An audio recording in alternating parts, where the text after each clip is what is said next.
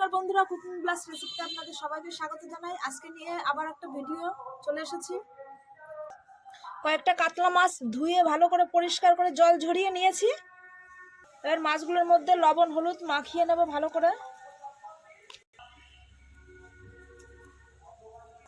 আর দেবো কিছুটা সাদা তেল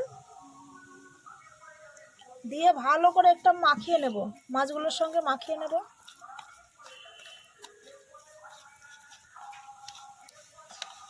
আমি দই কাতলা বানাবো, সেই জন্য আমি সাদা তেলটা দিয়ে এটা মাখালাম।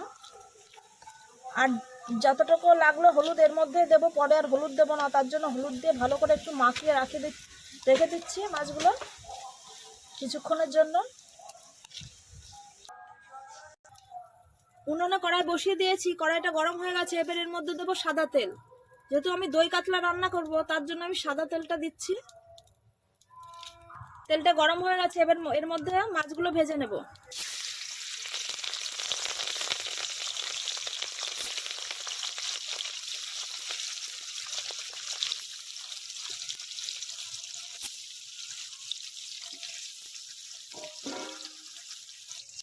পেঁয়াজ বাটা হয়ে গেছে, আদা রসুনও বাটা হয়ে গেছে। এবার আমি কটা কাজু বাদাম নিয়েছি, এই কাজু বাদামগুলো বেটে নেব।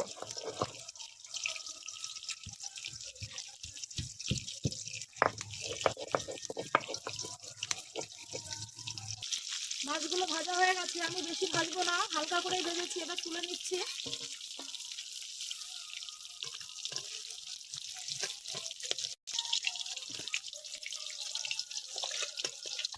মাছ ভাজা তেলে আমি এবার ফোড়ন দেবো শুকনো লঙ্কার তেজপাতা। এর মধ্যে দেবো গোটা গরম মশলা, দারচিনি এলাচ লবঙ্গ।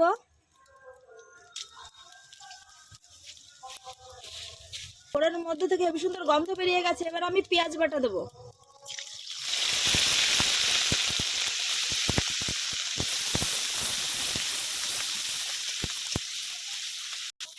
পেঁয়াজটা ভাজা ভাজা হয়ে গেছে, এর মধ্যে দেবো আদা রসুন বাটা।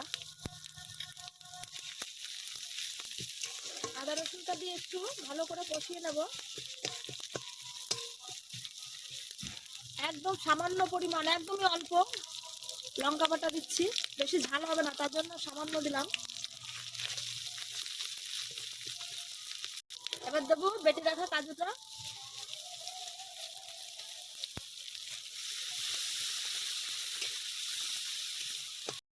টক দইটা একটু চামচ দিয়ে ফাটিয়ে নিচ্ছে। টক দইটা আমি দিয়ে দিচ্ছি। যেহেতু দই কাতলা করছি, তাই টক দইটা একটু বেশি দিয়েছি।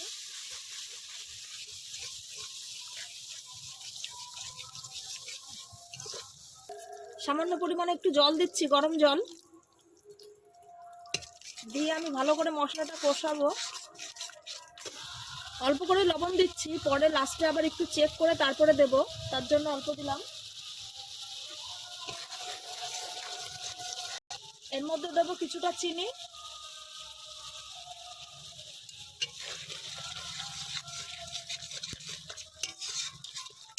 মশলাটা কষানো হয়ে গেছে, মশলা থেকে তেল বেরোতে শুরু করে দিয়েছে। এবার দেবো আমি গরম জল, যতটুকু লাগবে সেই পরিমাণ দেব।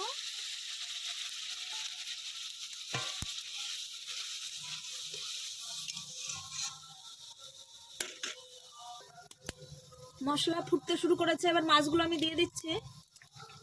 মাছগুলোতে একটু জাল হবে তো, তাই আগেই দিয়ে দিচ্ছি।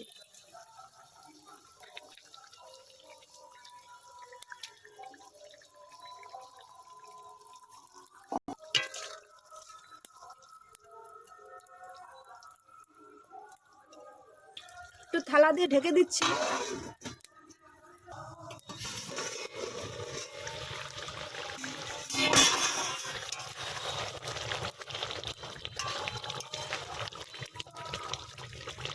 এর মধ্যে দেবো কয়েকটা চেরা কাঁচা লঙ্কা,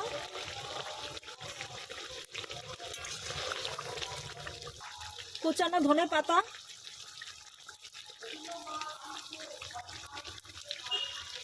ভাজা জিরের গুঁড়ো,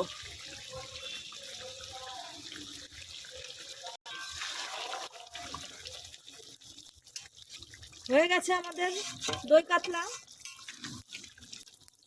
গ্রেভিটা দেখুন কি সুন্দর ঘন হয়েছে, মাছের সাথে মাখো মাখো হয়ে গেছে। এবার এটা আমরা নামিয়ে নেব।